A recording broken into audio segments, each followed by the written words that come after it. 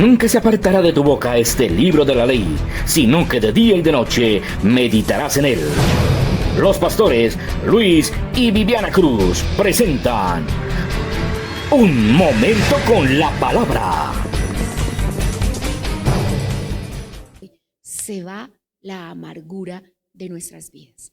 Entonces, Hechos de los Apóstoles, capítulo 8, en el verso, vamos a buscarlo juntos, porque es nuestro texto guía, en el verso 23. Déjeme felicitar a Cristian, déjeme felicitar a nuestro productor, porque estaba viendo los programas de esta semana con la palabra justo y a tiempo, y ha sido maravilloso porque tan pronto decimos acá un texto, allá en su casita usted tiene el texto. Entonces le queda muy fácil estar a tono con nosotros y lo agradecemos porque eso, Cristian, es dejarse usar por Dios. Y cuando tú te dejas usar por Dios, las familias van a cambiar. Y cuando las familias cambian por ti, ahora sí a la red de mujeres, pues Dios te bendice a ti, amada. Así que el Señor se lleva la gloria, pero tú te llevas las bendiciones. Dígale a la que está a su lado, el Señor se lleva toda la gloria, pero tú te llevas las bendiciones. Amén. Entonces, Hechos 8:23 nos describe este camino que el Señor nos ha venido enseñando. Amén. Léalo conmigo. Cuando lo haya encontrado, dime amén. El texto bíblico es muy fuerte. Fue una palabra que trajo Dios a mi espíritu para ayuno vital. Porque en hiel de amargura y en prisión de maldad veo que estás. Tremendo, ¿cierto?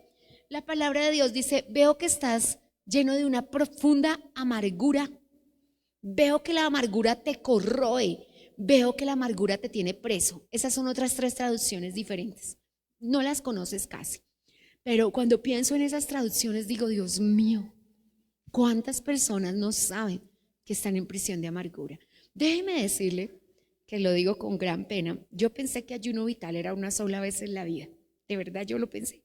Entonces cuando empecé a hacer ayuno vital 2, por los nuevos creyentes y por todas las personas que lo deben hacer con nosotros, porque lo necesitamos y ha sido maravilloso, ¿cierto?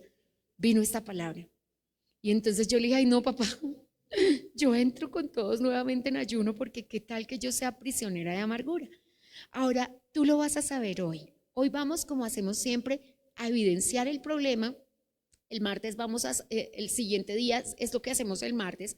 Lo que hacemos el miércoles es decir por qué pasó eso, y lo que hacemos el jueves es solucionarlo. Porque si terminamos nuestro ayuno sin saber cómo solucionarlo, pues entonces no hemos hecho nada. Necesitamos saber la solución. Bueno, entonces, ¿cuál es el problema? Que algunas personas son prisioneras de amargura. Prisioneras de amargura. Note, no tienen amargura, están aprisionadas por la amargura. Y la amargura la describe el apóstol Pablo como una hiel.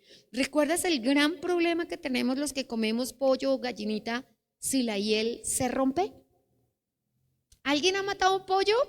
Esperancita me ha matado a mí muchos. Le cuento eso. Cada vez que Esperancita tiene pollitos, a mí me da el más grande. Y déjeme contarle algo. Es muy temeroso estar matando el pollito. ¿Y qué tienes temor tú? Que la hiel se rompa. Porque si se rompe, amarga todo el animalito y tú no te lo puedes comer. ¿Eso qué te dice a ti? Que es un problema la hiel de amargura. Porque el Señor, al permitirnos matar el animalito y comer de él, porque eso dice Génesis 2, que comiésemos de él, nos dejó ese seña ahí, para que tú y yo entendiéramos el peligro de la hiel de amargura. Así que cierre sus ojos y dígale, Señor, guárdame, papá, porque la Biblia dice que si se rompe, amargará todo mi ser. Yo hoy me coloco a mí y a cada hermana en este lugar y a quienes nos acompañan desde sus hogares y te pido, guárdanos, Señor, que la amargura no nos dañe y que la amargura no llene de hiel todo nuestro ser. En el nombre que es sobre todo nombre, Jesucristo de Nazaret. Póngase cómoda, mi amada.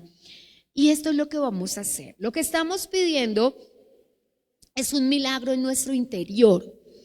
Y consiste el milagro en nuestro interior. Ahora vamos a nuestro tema de hoy, Hebreos capítulo 12. es un milagro en nuestro interior. ¿En qué consiste? Vamos a verlo juntos. Porque le estamos pidiendo al Espíritu Santo que nos ayude. ¿Cómo es ese milagro en nuestro interior? Para quien quiera saberlo, la semana pasada lo estudiamos, allí en Facebook lo encuentras y también puedes escribirnos y nuestro productor te lo envía. Se llama Un milagro en nuestro interior y el milagro consiste en tener un limpio corazón. Ya definimos qué es un corazón sucio, qué es el corazón, qué pasa con el corazón, pero el corazón tiene un diagnóstico que ese sí lo voy a tener que recordar hoy, que es Jeremías capítulo 17, verso 1, y dice: el pecado está escrito con cincel de hierro y con punta de diamante esculpido está en las tablas del corazón. Me tocó mucho esta palabra porque yo siempre lo confesé mal, lo confieso hoy, porque yo siempre decía, el pecado está escrito con punta de cincel de diamante, pero dice que es de hierro. Y los cerrojos de hierro y de bronce son inviolables. Y yo omitía la palabra hierro. Así que lo tuve que escribir porque tengo que aprenderlo correctamente. Porque el pecado, dice la palabra de Dios, está escrito con un cincel de hierro y con punta de diamante en el corazón. La semana pasada vimos lo que eso hace. Descubrimos que parte de nuestro problema es que no tenemos un corazón limpio. Porque el hombre bueno, del buen tesoro de su corazón saca lo bueno, pero el hombre malo, del mal tesoro de su corazón saca lo malo. Descubrimos además que el corazón es un depósito y que tú lo llenas de lo que tú lo quieras llenar. ¿Recuerdas? Descubrimos eso. ¿Qué más descubrimos? También descubrimos que la gran solución y el milagro, por eso llamamos el milagro interior a nuestro tema de esta semana y de la semana pasada, consiste en recibir un nuevo corazón, que se recibe en oración, como David en el Salmo 51, verso 10, que dijo: crea en mí, Señor, un corazón limpio. Porque como dicen las bienaventuranzas en Mateo capítulo 5, bienaventurados los de corazón limpio, porque ellos verán a Dios. Así que el milagro interior es recibir un corazón limpio. Con el nuevo corazón, que no es un corazón remendado, ni un corazón arreglado, seremos bendecidos, escogidos y aprobados. Voy a decirlo nuevamente: bendecidos, escogidos y aprobados. Y bueno, este domingo en nuestras dos reuniones vimos lo que implica ser escogidos y lo que implica no ser escogidos. Así que necesitamos ser escogidos y también necesitamos ser aprobados. Y entonces también descubrimos que disfrutaremos del respaldo de Dios en esta vida y allí la vida eterna, porque descubrimos, que es lo que hemos descubierto en todas las semanas de la red de mujeres, que esto se consigue en oración, que no hay otra forma de conseguir el nuevo corazón. Amén. Ahora vamos a comenzar nuestro recorrido, esto es Hebreos capítulo 12, de qué vamos a limpiar el corazón y qué le vamos a entregar a nuestro Dios. Hebreos 12, en el versículo 13 dice: haced sendas derechas para vuestros pies, para que lo cojo no se salga del camino, sino que sea sanado. Seguid la paz con todos y la santidad, sin la cual nadie verá al Señor. Entonces, ¿qué dice Hebreos? Que hay una senda, que hay un camino que seguir, que hay un camino derecho que nos impedirá salirnos del camino. Y ese camino se llama la santidad. Y dice que el camino de la santidad, después de Pentecostés, déjeme contárselo, el primer avivamiento que hubo en el mundo que dio luz a la reforma protestante fue el de Lutero. Cuando Lutero dijo: no, justificados pues por la fe tenemos paz para con Dios y el justo por la fe vivirá. Después de Lutero, hasta 1700 años, o sea, de Pentecostés a Lutero, 1500 años sin avivamientos, sino pequeños, porque obviamente hubo lugares en que la gente seguía buscando a Jesucristo. Después de Lutero, 200 años, hasta que un hombre llamado John Wesley dijo: no, un momentico, esto tiene que cambiar. ¿Qué es lo que trae la presencia de Dios? La santidad. Y vino el avivamiento de la santidad, porque donde haya santidad siempre habrá bendición. Entonces, ¿qué dice el Señor Jesucristo? Que la santidad es un camino, que la santidad es una senda. ¿Recuerda cuando cantábamos hay una senda que el hombre no conoce, que el mundo no conoce? Pues esa senda es la santidad. Y se llama santidad porque es la que es capaz de dejarnos el corazón limpio. Y se llama santidad porque es la que es capaz de conducirnos a la vida que el Señor compró para nosotros en la cruz del Calvario. Amén. Y dice que el requisito para ver a Dios, note que el Señor no cambia. Jesús dijo, el requisito para ver a Dios es un limpio corazón. Y el requisito, ¿y cuál es el estado de limpio corazón?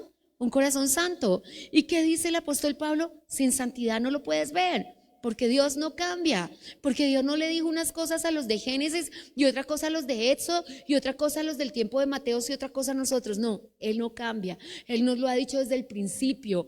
Por favor, sin santidad no me pueden ver. Sed santos, porque yo soy santo. Amén. Ahora hablaremos del concepto de santidad, porque la gente ha querido decir, nadie es perfecto en el mundo. Otro señor por allá cantaba, nadie es eterno en el mundo. Y los dos estaban pifiados porque sí se puede ser santo. De hecho, el Señor nos llama a sus santos y sí somos eternos porque, por ejemplo, nosotros sí lo somos, ¿cierto? Entonces, son gente que por ignorancia, ¿cierto? Por ignorancia. Así que hay un camino y una senda derecha que se llama santidad. Ahora usted va a ver hoy y ahora cómo comienza a recorrer ese camino. Lo que yo más amo del apóstol Pablo, siempre te lo cuento, aunque el mejor comunicador del mundo es Jesús. Y cuando Jesús lo dice a ti te queda como un sello en el corazón. Pero hay un comunicador extremo también que es el apóstol Pablo. Porque es que el apóstol Pablo tiene una particularidad. No te dice qué hacer, también te dice cómo hacerlo. Es maravilloso. Y él tiene un 1, un 2, un 3. Eso me encanta a mí del apóstol Pablo. Y fíjate que en esta oportunidad el apóstol Pablo nos dice dónde comienza el requisito sine qua non para ver a Dios. Y él dice, los limpios de corazón, ellos verán a Dios. Entonces comienza, ahora sí nuestra tarea, verso 15. ¿Qué leímos en Hechos 8:23? Que la amargura es una hiel que nos hace prisioneros, ¿cierto? Eso fue lo que leímos. Ahora, ¿qué nos dice el apóstol Pablo? Versículo 15, léalo conmigo. Mirad bien, no sea, subraye la palabra, no sea. Ese no sea es que no le pase a usted, que alguno deje de alcanzar la gracia de Dios. Voy a decirle que encierre la gracia de Dios. Que brotando alguna raíz de amargura os estorbe y por ella muchos sean contaminados. La amargura es una prisión, la amargura es un estorbo, la amargura es un contaminante. Y es tan grave que puede alguien no alcanzar la salvación. El texto dice que no alcance la gracia de Dios. Acá la traducción de gracia de Dios es que la persona no sea salva. Dile al que está a tu lado, no es cualquier cosa la amargura. No es cualquier cosa. Que el Señor nos ayude. Entonces, nuestro gran regalo de ayuno vital, te lo conté desde antes de que comenzara, porque así como comenzamos el recorrido de ayuno vital 1 en el año anterior y nuestro gran regalo fue el archivo de dolores, yo te conté que yo no conocía ese concepto. Yo no lo conocía. Y déjeme decirle que estudio bastante el cerebro, la mente, los sentimientos y las emociones, y yo nunca lo había escuchado. Pero a la hora que papá me habla sobre la madrugada, él me dijo, arrancaré el archivo de dolores. Y cuando él vino y me lo explicó, me fue claro para podértelo enseñar a ti. Y estaba caminando, ni siquiera sabía, de verdad que pensé, bueno, será después de mitad de año, ayuno vital de este año, no sé, en lo que tú piensas, porque somos guiados por el Espíritu Santo y sus pensamientos son más altos. Cuando él me dijo, saldrán de las prisiones de amargura, yo ni siquiera lo recordé que el texto decía, en gran prisión de amargura veo que estás. Me vino a la mente un dolor de verdad de todo mi corazón y yo decía, pobrecita la gente que está en esa prisión. Sin pensar que uno mismo esté, ¿no? Sino que uno conoce la enfermedad, la dolencia, cómo las personas no pueden sonreír, cómo ni siquiera hay el convencimiento propio, ¿cierto? Porque, mire, y Dios me dio 2 nombres concretos. De hecho, ya me había pasado, hace muchísimos años. Yo estaba allí parada donde están los tapetes y papá me dijo, un señor estaba ya pavimentando ese bautisterio. Y yo me paré a colocar los tapetes y, ni siquiera, yo nunca había contratado un maestro que no fuera de la casa de Dios. Siempre habían sido los hermanos de la casa de Dios, pero por alguna razón estaban todos ocupados y vinieron dos maestros distintos. Y cuando un maestro se acercó a mí, yo levanté la cara, Dios me dijo, él es un alma gemela de él. Yo no sabía en qué consistían las almas gemelas espirituales. Los dos tienen la misma ligadura de almas. Obviamente no te voy a decir cuál, pero en ese momento Dios me dijo, cuando el Señor me dijo, él es un prisionero de amargura y voy a libertar a los prisioneros de amargura, me dijo, estos dos varones esposos son prisioneros de amargura. Y entonces empezó, cuando el Señor me habló de lo que era la orientación de izquierda, Él me dijo un día, yo estaba en mi casa tranquila, y entonces Él me dijo, ¿tú sabes qué es esto? Como el concepto era histórico, yo le dije, esa no es una ciudad que queda clavada en la pared, la ciudad de Petra. Y el Señor me dijo, no, yo no te estoy hablando de eso, te estoy hablando de la ideología, resentidos, homosexuales, rebeldes y drogadictos. Cuando yo salí de mi casa ese día tenía una reunión de un cumpleaños. Y cuando entré a esa casa estaban 4, 5, 6 personas todas en la fiesta de esa ideología. Y yo me levanté y le dije al cumpleañero, caramba, ¿eres tú del que me habló Dios? ¿Eres homosexual o eres drogadicto? Como fue terapia de choque, bajó la cabeza y me dijo, nunca te lo hubiera dicho, es droga. Mira, 10 años de amistad, 10 años de compañerismo, de servicio, y jamás yo hubiera sabido que consumía droga. Pero papá me lo dijo esa mañana, en mi casa, y me lo dijo por el lugar por donde iba. Y papá me dijo, de estos dos hombres, almas gemelas, prisioneros de amargura. Y por amor de ellos, porque muchas personas, mi padre en su primer ayuno de 40 días, botó y expulsó la hiel de amargura. Era muy grande por su infancia, por su niñez, era muy grande. En el momento que mi padre fue a expulsar la hiel de amargura, estaba en ayuno de 40 días encerrado en la congregación en Bogotá, el teléfono sonó y mi hermana menor, que es una mujer santa, cuerda, inteligente y sabia, estaba en un edificio que se iba a tirar. Y el enemigo, que sabía que mi padre iba a ser libre, le dijo a mi padre, si no va su hija se muere. Y mi papá dijo, lo siento mucho, yo estoy en ayuno, termino mis 40 días y si voy a consolarla, voy a consolarla, y si voy a levantarla, voy a levantarla, y si voy a llorarla, voy a llorarla, pero de aquí no sale. Como lo sabes, ya tengo con ella 3 sobrinas, está viva, pero el enemigo quería sacar a mi padre del ayuno porque el día 40 él fue libre de la amargura y requiere mucho. Con mi padre yo aprendí que requiere mucho, pero aún con eso yo no entendía que la amargura era una prisión. Y yo conocía muchas de sus facetas. La amargura culpa a los demás. Absolutamente el mundo entero es culpable de todo lo que le ha pasado, pero no las personas. El pastor, los líderes, los jefes en el trabajo, los hijos, la esposa, el mundo entero. Cuando hay una sola razón para que hayan pasado las cosas, y es que no hemos soltado la amargura. Ahora vamos a ver cómo es la amargura y cómo nos la describe el Señor. Entonces, nuestro gran regalo, déjeme anunciarlo con todas sus letras, de Ayuno Vital 2026 es salir de las prisiones de amargura. Y es nuestro gran regalo, porque usted va a ver el camino de la amargura, el gran daño que hace y cómo destruye, porque en las familias donde hay amargura hay prisioneros de alcohol, hay prisioneros de drogadicción, hay prisioneros de ludopatía, hay prisioneros de promiscuidad. Y en el momento que el prisionero de amargura salga de ahí, el enemigo tendrá que huir, porque eso es un asidero. La palabra asirse es agarrarse. Y el apóstol Pablo, que nos dijo, hágase, eche mano de la vida eterna. De lo único que nos podemos asir es de la vida eterna. Pero cuando la drogadicción encuentra un asidero, es decir, de dónde agarrarse, se agarra de la amargura, del prisionero de amargura, se agarra de, pues no tiene cómo salir. Cuando yo era muy niña espiritualmente, en mi casa vivió alguien que vivió como hermano mío. Nosotras hasta ese momento éramos solo mujeres y con nosotros vivía un niño cuyo padre, él era cafecito con leche. Su papá era morenito, afrodescendiente, verdecito oscuro, y su mamá era monita de ojos azules. Él era cafecito con leche. Nosotros, hasta el día en que vino la liberación a esta casa y Dios nos habló, no teníamos. Él era mejor amigo de mi papá, cercanísimo a mi papá con su señora esposa, pero jamás nosotros tuvimos conocimiento de que él había sido pastor. Jamás, jamás. Nosotros nunca tuvimos ese conocimiento. De hecho, si le digo, él era el lotero principal de mi papá. Porque como no conocíamos a Dios, mi papá jugaba a la lotería y en la charla de cada día de comprarle la lotería, yo ni siquiera sabía que se habían hecho amigos así.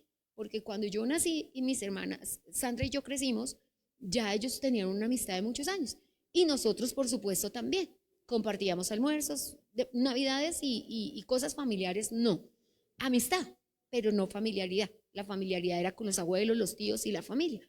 De repente, cuando ya crecimos, los dos hijos del Señor vinieron a vivir con nosotros porque él se separó de la esposita. Cuando nosotros le preguntamos a mi padre por qué él se separó de la esposa, se separó por adulterio. Cuando él se separó de la esposa pasaron unos años. Cuando crecimos, nuestro amigo que había crecido en la infancia con nosotros jugando como hermano, nos cuidaba con una hermana, a pesar de su café con leche, yo a todo el mundo le decía mi hermano y mi hermana, y ellos eran morenitos. Nosotros 4 somos hermanos, mis hermanos menores no habían nacido, y un día cualquiera él comenzó a consumir droga. Cuando se consumió en la droga, porque se regresó a vivir con su papá, no consumió droga con nosotros. Y le digo con tristeza, en nuestra familia, porque nosotros ya habíamos sido llamados a salvación, aunque todavía no estábamos en Cristo, todavía éramos inconversos, Dios le hubiera librado. Pero el papá le llevó a vivir con unos primos en alguna ciudad y él regresó drogadito. Te hago la historia corta. En el primer día en que el Espíritu de Pentecostés vino sobre nosotros, el Señor nos dijo que el asidero de la drogadicción era el adulterio de su papá. ¿Quién va a saber eso? ¿Quién se va a imaginar una cosa como esa? Nosotros no teníamos ni idea. Nosotros simplemente éramos niños, estábamos orando, el Espíritu Santo comenzó a hablar y cuando la liberación de él vino, él fue libre, fue del dolor del adulterio. Y con el dolor del adulterio tenía que irse la droga. Pasaron más cosas, pasaron. ¿Y por qué te digo esto? Porque la prisión de amargura del dolor era la que tenía drogadicción en su corazón. Yo no tengo este conocimiento. Ahora te aclaro, no hago doctrina de eso. Esa drogadicción, porque ese día no fue lo único que le dijo el Espíritu Santo. El Espíritu Santo le dijo más cosas que yo guardo en mi corazón y que hoy las digo porque primero no sé si esté vivo, nunca jamás. 2 veces me llamaron de Bogotá que estaba sacando basura del cartucho y no tuve valor. Mi esposo y yo fuimos no 2, no 3, no 4, por lo menos 10 veces a rescatarle. Mi padre por lo menos 20 o 100 porque le amamos y no sabemos finalmente qué pasó por su vida. Lo que nosotros le llevamos a hacer fue conocer el Evangelio. Pero cuando ya llegamos a conocer el Evangelio teníamos un testimonio que no conocíamos. ¿Por qué liberaciones de 20 horas? ¿Por qué liberaciones de 30 horas? ¿Por qué revelación del Espíritu? Porque sus padres habían sido pastores. Y el enemigo tenía un derecho legal en que el Señor dejó ser pastor por el adulterio de la esposa. Pero no, nosotros no teníamos conocimiento de eso. Ahora, ¿por qué se lo digo? No para que hagamos doctrina de las circunstancias, porque esa era la vida de él, porque todos hemos pasado por esto, que el vicio tiene de dónde agarrarse y quien tiene que romperlo, pues es el padre de familia. Podemos desgañotarnos en liberaciones por el hijo y por la hija, pero quien lo tiene que romper es su papá. Entonces, cuando pensamos en eso, pues nos toca a nosotras rompernos orando para que ese papá conozca a Dios. Porque si ese papá no conoce a Dios, ¿cuándo van a ser tus hijos? Ahora, yo sé que las personas que nos ven y nos dicen, si el hijo nos libertare, seremos verdaderamente libres. Yo lo creo totalmente. Ahora, explícame por qué ese hijo está en drogadicción si tú estás acá, si lo que yo te estoy diciendo no es cierto. Tan sencillo como eso. O sea, porque a mí cuando alguien se me para y me dice, no es cierto, las ataduras generacionales no existen, yo le digo, no. Entonces explícame por qué la niña está en promiscuidad. Solamente explícamelo, porque simplemente nosotros tenemos que saber que hay cosas que las romperá el Espíritu Santo y las romperá el día y la hora señaladas por el Padre para hacerlo. La buena noticia es que tu hijo no se va a morir en esa condición, porque precisamente estás tú para romperlo. ¿Y qué hará Dios? Yo tengo hijos en este momento en otro país. La semana pasada hablaba unas varias horas con un hijo y fue una bendición porque me decía, aquí, y mira, no es drogadicción, es alcoholismo. Y ha sido una batalla. Y yo, bueno, ya comenzamos a dejar de tomar, que no le dije, ya dejaste de tomar porque sé que no.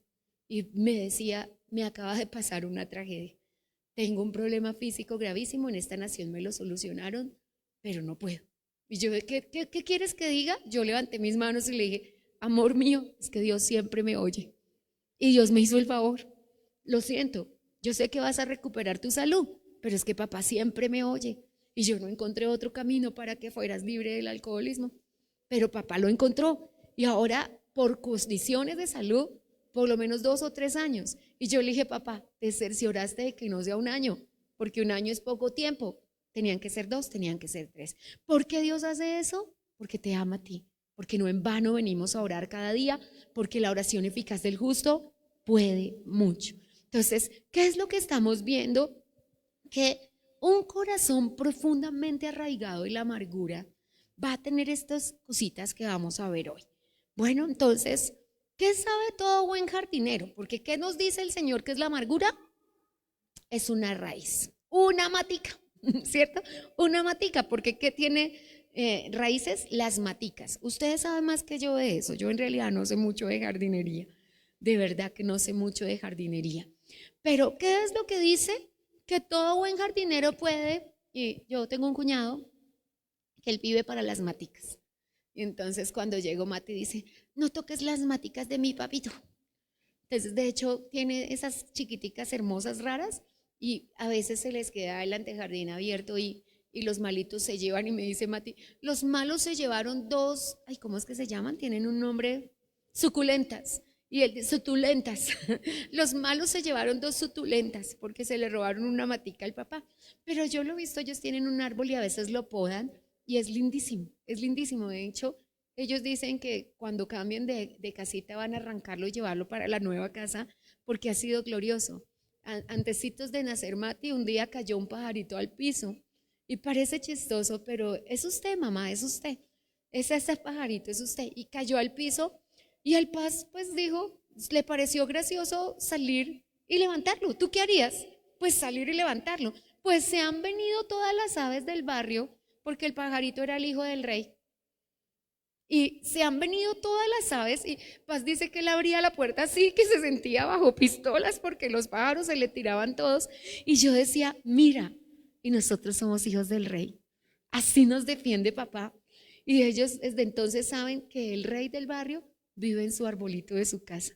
Y me parece muy simbólico de parte del Espíritu Santo tener al rey en casa.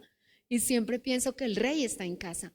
Pero siempre que pienso en eso y lo veo podando y haciendo y sacando tierra y siempre tiene todos sus utensilios además. Y ya le enseñó a Mati todos sus utensilios. Pero le pienso en esto. ¿Podar es suficiente? ¿Cierto? ¿Quitar las hojitas secas es suficiente? No.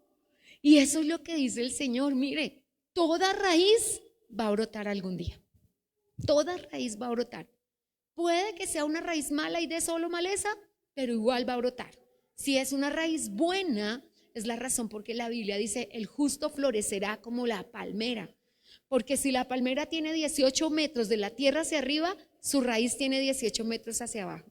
Qué increíble, ¿cierto? ¿Por qué razón cuando los maremotos, tsunamis, la palmera se dobla y no la puede arrancar el tsunami y lo único que queda es una palmera? Ya sabemos por qué. ¿Y qué dice el Señor que somos nosotros? Palmeras en las manos del gran rey. Pero necesitamos hacer la tarea. Y Dios llama a la amargura una raíz de una mala hierba que tiene una peculiaridad de arrastrar todo el árbol. Entonces dice 3 cosas que quiero que grabes en tu corazón en este momento. La primera, puedes dejar de alcanzar la gracia de Dios. La segunda, cuando brota, estorba tu camino. Entonces lo primero que hace es quitarte la gracia de Dios. Lo segundo que hace es estorbar tu camino. Pero lo tercero y no menos grave, contamina a otros. Ese señor amargado va a amargar a sus hijos. Ese señor amargado va a amargar a su esposa. Y terminarán. La raíz de amargura termina a las personas fuera del camino. No te imaginas cuántos creyentes conoce uno diariamente que hace 4, que hace 5, que hace 6 años no se congrega, pero cantidad de creyentes. La sangre de Cristo tiene poder y que Dios nos guarde. Yo hasta hoy, y le digo al Señor, guárdanos, no he hecho el ejercicio en los 30 años, pero sé, y han habido dificultades gigantescas, y yo le doy solamente la gloria a Dios de que nuestro deseo no sea, no me congrego más, no busco más, me voy, hago, de verdad que ese pensamiento no ha estado. Ahora, hoy en todas las citas médicas te preguntan, ¿has tenido pensamientos suicidas? Todos los médicos te preguntan ahora eso. Y yo les digo, no, pues hasta hoy Dios nos ha guardado jamás. Yo creo que la vida es de Dios. Pero como está tan en boga, ahora los doctores tienen que ponerlo ahí. Es una cosa tremenda. ¿Por qué? Porque contamina a otros. Ahora, ¿qué pasa con la amargura? Entonces está por debajo mientras va creciendo, porque pasa con lo que pasa con las enfermedades silenciosas. Por ejemplo, la hipertensión. Como no duele nada, como la hipertensión aparece con el dolor en la nuca, la carita roja y eso que tú no soportas ya cuando tienes hipertensión, pero fueron años de una enfermedad silenciosa, ¿cierto? Infortunadamente pasa con el cáncer. Cuando las células muertas se dejan ver y el cáncer está en grado 1, diferencial 1, definitivamente lleva 5 años, 10 años, 15 años incubándose. Es una cosa muy fuerte. Por eso todas las enfermedades, inclusive hace pocos días me decía una doctora y abogada que el doctor le dijo, un buen doctor, tengo entendido que acaba de llegar, gracias al Señor, un neuro maravilloso a Duitama, que Dios nos lo bendiga, lo necesitábamos. También llegó endocrino, bendito sea el Señor, y que el neuro le decía, el Alzheimer y el Parkinson también. Cuando usted evidencia estos síntomas, inmediatamente vaya y tiene solución. Ahora, ¿para qué nosotros necesitamos el diagnóstico? Para orar, para entrar en comunión con nuestro Señor y decirle, bueno, papito, ¿qué es lo que puede causarme eso a mí? Entonces, necesitamos decirle al Espíritu Santo que en verdad necesitamos decirle al Señor. Bueno, ¿qué es una raíz de amargura? Déjeme decírselo.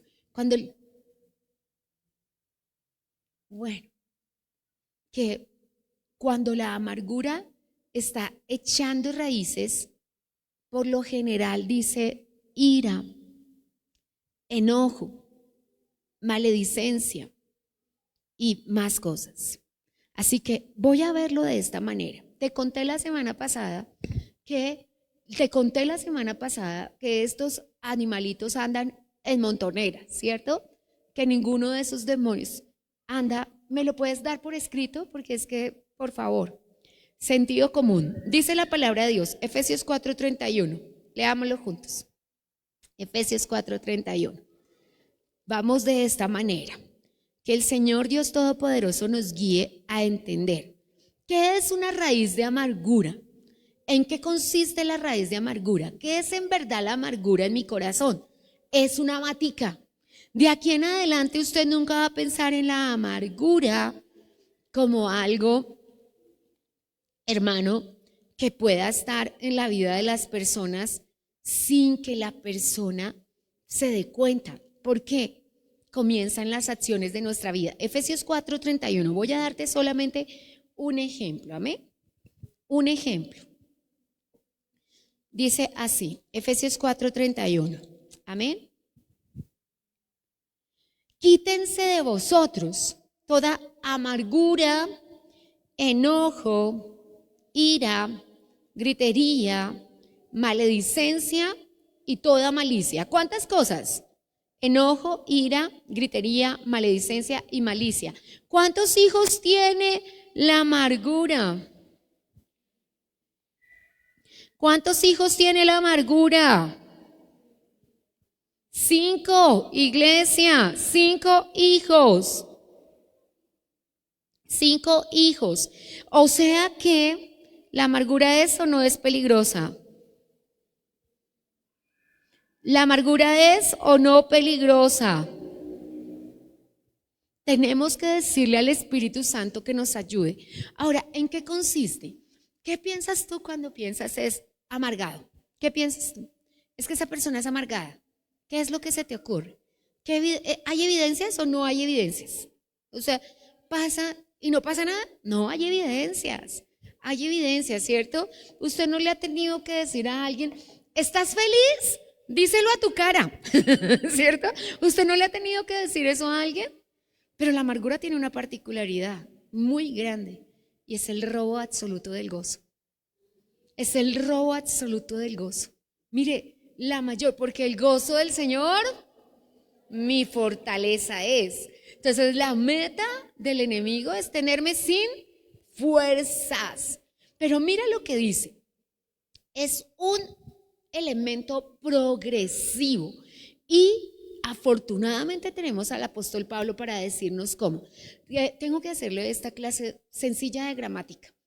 En la oración griega, que es como está escrito la literatura paulina, todo lo que escribió el apóstol Pablo, sus 16 cartas, están escritas de la siguiente manera. Lo que sucede es que él comienza de lo más a lo menos, ¿cierto?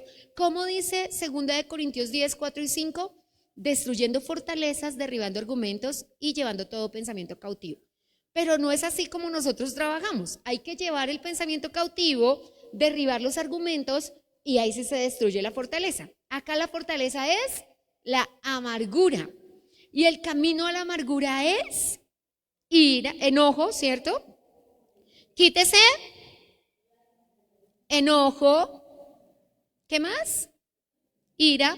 Nota la progresión hasta llegar a la amargura.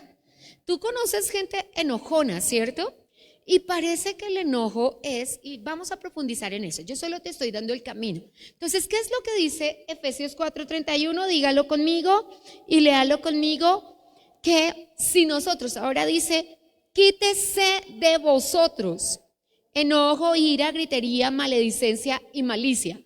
¿Qué son ellos 5? Son los formadores de la amargura. ¿Dónde comienza la amargura?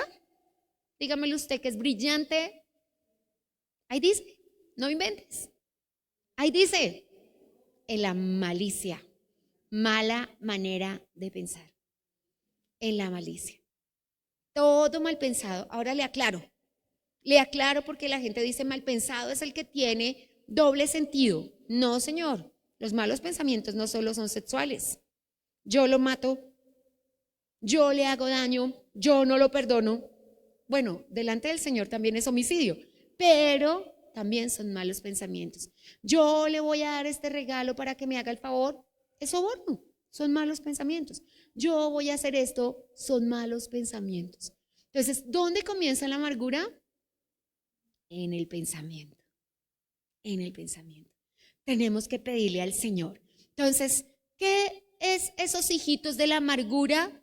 Son ramas conductuales, ramas del comportamiento que empiezan a producir maleza en el corazón. Yo voy a orar a una finca de un amigo y me gusta porque en la hacienda de Manuel el monte es alto y a veces vamos allá, pero en la medida que la petición es más grande vamos a un monte más alto, y nuestro amigo tiene un monte muy alto y ellos tienen que pasar harto tiempo del año arrancando la maleza. Pero mire, hermanos, es una esclavitud. Ellos no le pueden dar esta tregua, tú ya lo sabes, ¿cierto? Tú no le puedes dar esta tregua a la maleza. Todo el que vive en el campo lo sabe. Ay, hermanos, se riega de una manera y se engruesa. Déjeme decirle que se convierte en una selva que ni siquiera puedes poner el pie así. Es una cosa diabólica la maleza. Es una cosa perversa. Y eso dice la palabra que sucede con la malicia. Es una conducta que empieza a dar unos comportamientos que te empiezan a llevar por un camino que Pablo lo describe así. Esto es una progresión, que si no nos ocupamos de la amargura, y mire que dice, usted se ocupa de la amargura y pasa exactamente cuando a la persona le dicen, es el grado 4 del cáncer, es cirrosis hepática. Y mire, el hígado es hermoso. Tenemos 2 órganos maravillosos en el cuerpo que no necesitan trasplante, que son lindos en sanarse a sí mismos, la piel y el hígado. El hígado, hasta antes de dañarse la mitad del hígado, se repara solito. Es una cosa muy linda. Pero cuando es, y para nosotras, lo digo para nosotras, para las mujeres, porque pues para nosotros la cirrosis no es hepática, no es alcohólica, es de la grasa. Es de la grasa que se va metiendo por todas las cositas y los dulces que no debemos comer. Pero uno piensa en eso y se sana a sí mismo. Entonces, cuando el Señor nos muestra que Él puede hacerlo, ¿cierto? Porque has visto a las personas con vitiligo, pedacitos de su piel se van manchando, ¿cierto? Hasta que todita la piel le queda balbina, blanca, todita. Va agrandándose, va agrandándose. Es progresivo. La maleza es así, es progresiva. Entonces comienza con malicia, la malicia sigue, comienza con malicia. Note por qué decimos comienza, porque acá en la estructura de la oración griega, donde termina, comienza. Ya lo entendimos, ¿cierto, mis amados? Entonces dice, termina con la malicia y va hacia la maledicencia. El de la malicia comienza a maldecir, después a gritar, después viene la ira, que es un enojo incontrolable, ¿cierto? Y después viene el enojo, y note que el Señor lleva, y el enojo es el que lleva a la ira. Impresionante, ¿cierto? Que la ira, ¿qué es? Un enojo no controlado, ¿cierto? El enojo, ¿qué es? Es que tenemos que mirar por qué los conceptos, ¿cierto? Entonces, la gente se enfada, después empieza con agresividad, con maledicencia, con ira. Y si nosotros no nos ocupamos de estas cosas, vendrá el odio, el resentimiento, la venganza. ¿Cómo describe este texto la venganza? Con calumnia. Por eso el chismoso es un amargado. Tremendo. Porque después, y es así como contamina a otros, porque como el resentimiento y la ira ya llegaron, él quiere, síganme los malos. ¿Usted no va a pensar lo mismo de la pastora? ¿Usted no va a pensar lo mismo de mi prima? ¿Usted no va a pensar lo mismo de mi marido? Y entonces te lo cuento para que ya seamos dos pensando mal de él. Te contamino para decir, es que los dos pensamos lo mismo. Y no es cierto. No es cierto. Pero cuando le eché el cuento con calumnia a la otra persona, yo pretendía. Y hoy sabemos que el que calumnia y chismosea es una persona que es prisionera de amargura. Dios mío, es una cosa muy fuerte, ¿cierto? Entonces, ¿qué es lo que dice? Que como cualquier enfermedad, porque es una enfermedad solo que del alma, si no se trata a tiempo, empezaremos a reclamar, empezaremos a decir lo que queremos, y si de eso no se nos da, entonces vamos a hablar mal, vamos a calumniar del objeto de nuestro resentimiento, ¿cierto? Y entonces vamos a empezar a decirle a las personas para que justifiquen nuestro resentimiento, ¿cierto? Para que justifiquen nuestro resentimiento, para que nos apoyen y digan, sí, usted tiene razón. Ayer había una pobrecita señora ignorante hablando de las pensiones. No me pregunte a mí de las pensiones porque de legislación pensional no sé nada y no me gusta hablar de lo que no sé. Pero la pobrecita viejita decía una cantidad de cosas de las pensiones porque esto que nosotros hoy llamamos narrativas ya se la habían metido en su mente, ¿no? Y se le para a la niña que es un genio de las pensiones, que Harvard le premió, que todas las personas de Colombia y Estados Unidos le reconocen como genio de las pensiones. Su merced lea para que se instruya. No le quieren dar pensión, se la quieren robar. Pero la niña estaba defendiendo esos criterios, una ancianita. Por eso, porque dice, síganme, ¿qué dicen los transgresores? Síganme los malos.